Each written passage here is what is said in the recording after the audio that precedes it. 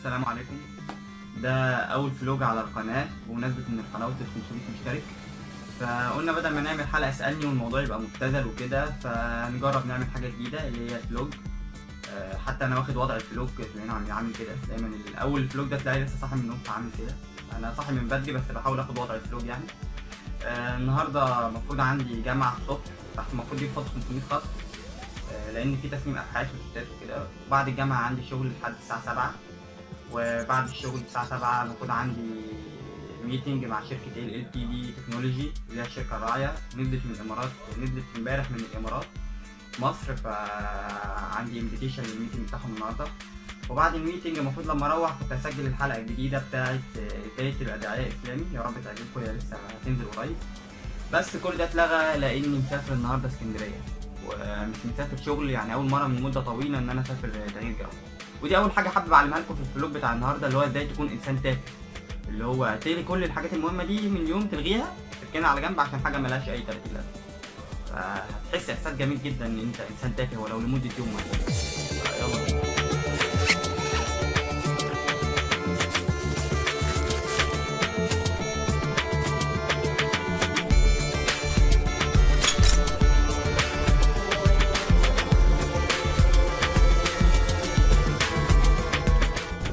السلام عليكم. احنا كده دلوقتي في الميكروباص ورايحين اسكندريه كيلو 21.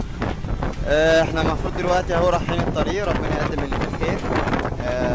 لو عرفت امنتج الفلوج دوت وانا هناك وانزله كان بها، معرفتش خلاص. فبس كده الساعتين بتوع الطريق ده طبعا احنا مش عارفين نعمل فيهم ايه. فانا جايب معايا كتاب ارض السافلين بتاع احمد خالد مصطفى. الكاتب ده راجل محترم جدا، يعني انا قرأت له كتاب انتي كريستوس بيتكلم عن الماسونية. كتاب ارض السافلين لسه مش عارف، بس انا سمعت اشاعات كده ان هو بيتكلم عن الدارك ويب، فلسه هنشوف. فبس استناكم بقى او استنونا لحد ما نوصل ان شاء الله، نكمل معاكم بقية اليوم وربنا يقدم اللي فيه الخير ان شاء الله.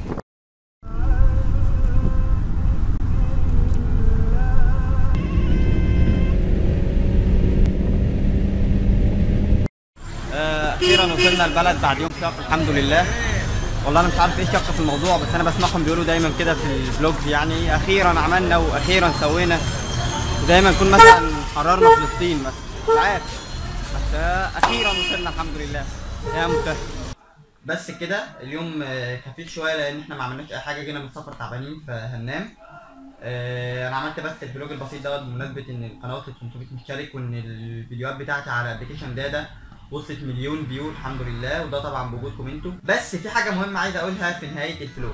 مش كل حاجه تشوفها على السوشيال ميديا تصدقها، مش كل حاجه تشوفها على السوشيال ميديا تنبهر، لان كل اللي بيحصل دوت في الاساس عشان انت تنبهر، لانك لو انبهرت اي حاجه تانية هنبعها لك هتصدقها، اي فكره هنقولها لك هتقتنع بيها، لان انت منبهر بالشخص اللي قدامك. ابسط مثال، المفروض ان انا دلوقتي لسه مروح وتعبان وكده، بس انا فعلا روحت تعبان ما قدرتش اعمل اي حاجه فنمت، وانا لسه صاحي دلوقتي. المفروض ان انا مروح بالليل، بس لو خرجنا سوا هنلاقي ان الشمس طالعه والحياه جميله، وانا مش مروح ولا حاجه، ده تاني يوم الصبح. حاجه كمان، انا اصلا مش قارئ جيد، انا ما قراتش حاجه، انا يا دوبك طلعت الكتاب بس وانت خلصت اللي انا قلته ده، هو يعتبر الكتاب الوحيد، هو كام كتاب اللي انا قراتهم في حياتي، بس عشان ابين لك ان انا يعني ايه شبح وبتاع وبقرا وبقيم القراء والحاجات دي. انا الصبح قلت لك ان انا عندي جامعه، بعديها عندي شغل، وبعديها عندي ميتنج، ودي حقيقه انا ما كدبتش فيها، بس انت ما شفتش حاجه بعينك، وحتى لو شفت ممكن يكون الحاجات دي كلها في 3 ايام مختلفين وانا جمعتهم لك في يوم واحد عشان انت تحس ان انا بيزنس مان يعني. فعايز تتفرج على فلوج او عايز تشوف حياه الشخص اللي انت بتتابعه وتتفرج عليها، بس ما تنبهرش بيه، لان انت لو انبهرت بيه هو ممكن يقدم لك اي فكره وانت مش واخد بالك وهتقتنع وهتلاقي انك منبهر. طول ما انت منبهر انت مش هتبقى بتحسب اي كلام بيتقال، انت هتبقى واخد بالك ان حاجه بتحصل قدامك. لو رجعنا لاول الفيديو، المفروض ان انا ماسك الكاميرا بايدي اليمين والشنطه بايدي الشمال. طب انا فتحت الباب ازاي؟ عادي، وقفت الكاميرا ورحت منزل الشنطه، ورحت منزل الشنطه ورحت فاتح الباب وقافل الباب، وبالمونتاج كل حاجه اتظبطت.